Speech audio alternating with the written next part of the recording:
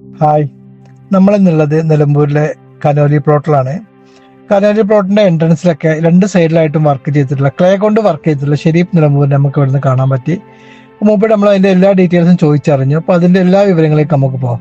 ഇത് ക്ലേ കൊണ്ട് ചെയ്യുന്ന ഒരു വർക്കാണ്. അപ്പൊ അതിന്റെ ഫുൾ ഡീറ്റെയിൽസ് മൂപ്പർ നമുക്ക് പറഞ്ഞു തന്നിട്ടുണ്ട്. അത് വരച്ചതും അതിന്റെ നിർമ്മാണവും എല്ലാം നമുക്ക് കൂടുതലായിട്ട് നമുക്ക് വിശദീകരിച്ച് തന്നിട്ടുണ്ട്. അത് നമുക്ക് നിങ്ങൾക്കുമായി പരിചയപ്പെടുത്താം. മൂപ്പര് വരച്ച എല്ലാ പടങ്ങളൊക്കെ ഒന്ന് കാണാൻ നമുക്ക് ഒന്ന് പറഞ്ഞു. നമസ്കാരം, ഞാൻ ഷെരീഫ് നിലമ്പൂരാണ്. എൻ്റെ കൂടെയുള്ളത് നിലമ്പൂരിലുള്ള വിങ്സ് ആർട്സ് ആൻഡ് ടെക്നിക്കൽ ഇൻസ്റ്റിറ്റ്യൂട്ടിലെ വിദ്യാർത്ഥികളാണ്. ഇത് നമ്മൾ നിൽക്കുന്ന സ്ഥലം നിലമ്പൂരിലെ വളരെ പ്രസിദ്ധമായ കനോലി പ്ലോട്ടാണ്. കനോലി പ്ലോട്ടിന്റെ ഒരു ഓഡിറ്റോറിയത്തിലാണ് നമ്മളുള്ളത്. ഇവിടെ ഞങ്ങളൊരു 4 ദിവസത്തെ, നമുക്കറിയാം നിലമ്പൂരാണ് ഇലക്ഷന്റെ കോൺസെൻട്രേഷൻ. എല്ലാ മീഡിയകളും അതുപോലെ പൊളിറ്റീഷ്യൻസൊക്കെ തമ്പടിച്ചിരിക്കുന്ന ഒരു സമയമാണ്. ഇലക്ഷന്റെ ഒരു മുന്നോടിയായിട്ടുള്ള ഒരു സമയത്താണ് ഞങ്ങളിങ്ങനെ ഒരു എക്സിബിഷൻ വെക്കുന്നത്. ഞങ്ങളെ ഈ എക്സിബിഷന് പേരിട്ടിട്ടുള്ളത് വോട്ട് ഫോർ നേച്ചർ എന്നാണ്. വോട്ട് ഫോർ നേച്ചർ എന്ന് പറയുമ്പോൾ നിലമ്പൂരിന്റെ ടൂറിസത്തിനെ മീഡിയകളിലൊക്കെ ഒന്ന് പരിഗണിക്കുക എന്നുള്ള നിലക്ക് അതിന്റെ ഒരു അറ്റൻഷൻ കിട്ടാൻ വേണ്ടിയിട്ടുള്ള ഒരു ശ്രമമാണ്. അപ്പം ഞാനിവിടെ ചെയ്തിട്ടുള്ളത് ആടുജീവിതം എന്ന സിനിമയിലെ കുറച്ച് പിക്ചേഴ്സാണ്. ആ സിനിമയെ ബേസ് ചെയ്തിട്ടുള്ള കുറച്ച് ആർട്ട് വർക്കുകളാണ് ടെറാക്കോട്ടയിൽ ചെയ്തിട്ടുള്ളത്. പിന്നെയുള്ളത് ഇതുപോലെയുള്ള ഇത് ചാത്തുമേനോനാണ്. നിലമ്പൂര് ഈ കനോലി പ്ലോട്ടിന്റെ സ്ഥാപകൻ 1936 കാലഘട്ടങ്ങളിലുള്ള ഒരു മഹത് വ്യക്തിയാണ്.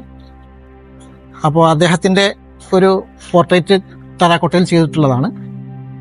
പിന്നെ ഞങ്ങളിപ്പോൾ ഈ ഒരു ക്യാമ്പ് പോലത്തെ ഇവിടെ ചെയ്യാൻ കാരണം, ഇപ്പോൾ നിലമ്പൂരിൻ്റെ മനോഹാരിത, അതുപോലെ ചരിത്ര പ്രസിദ്ധമായ ഒരു സ്ഥലമാണ്. അതുപോലെ തന്നെ വളരെ മനോഹരമായ പ്രകൃതിയുണ്ട്. ഈ പ്രകൃതിയൊക്കെ തന്നെ ലോകത്തിൻ്റെ മുമ്പിൽ കാഴ്ചവെക്കുക, അതുവഴി നമ്മുടെ ഈ കനോലി പ്ലോട്ടിനും നിലമ്പൂർ ടൂറിസത്തിനും ഉപയോഗിക്കുന്ന രീതിയിൽ ഈ ഒരു പ്രോഗ്രാമിനെ ഈ ഇലക്ഷൻ സമയത്തെ മാറ്റിയെടുക്കുക എന്നുള്ള ഉദ്ദേശത്തിലാണ്. നിലമ്പൂർ പാട്ടുത്സവം.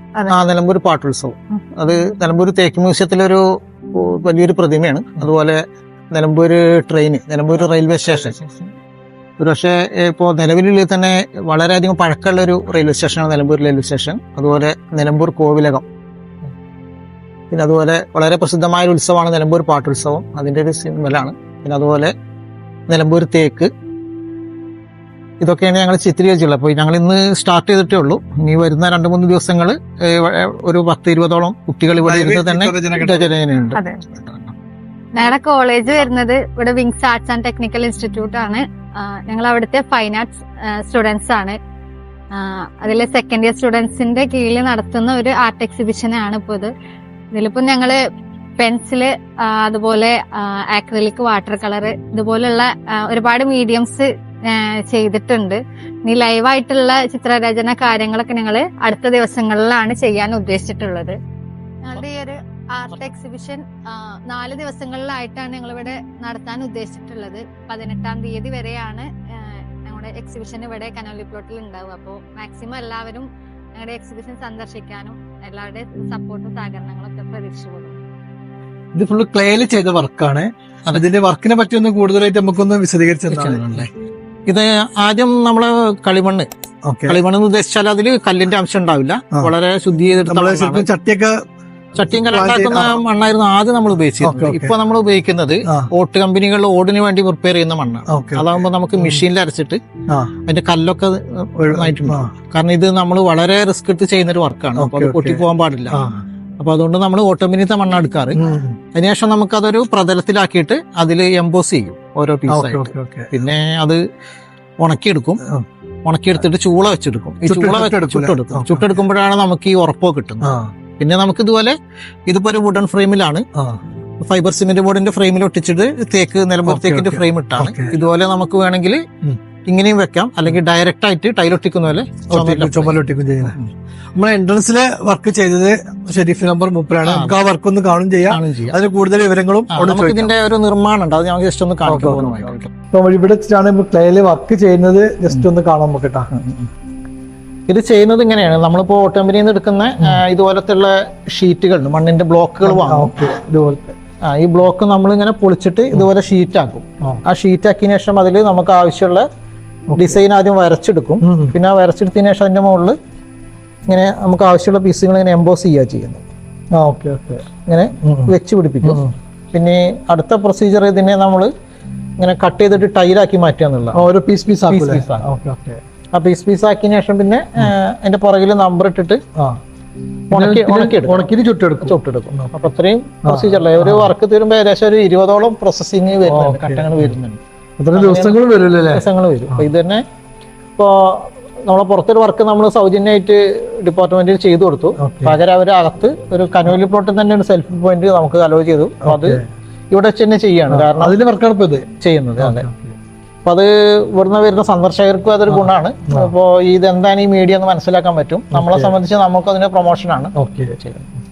ഒരു കുറച്ച് വർക്ക് പുറത്തുണ്ട്.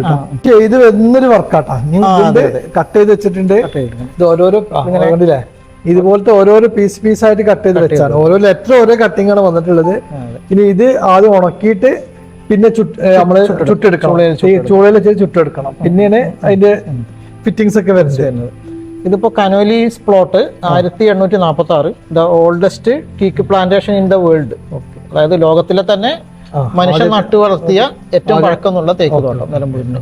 അതുപോലെ ലോകത്തിലെ ഏറ്റവും വലിയ തേക്കും നമ്മൾ ഈ ഒരു കനോലി പ്ലോട്ടിലാണ്.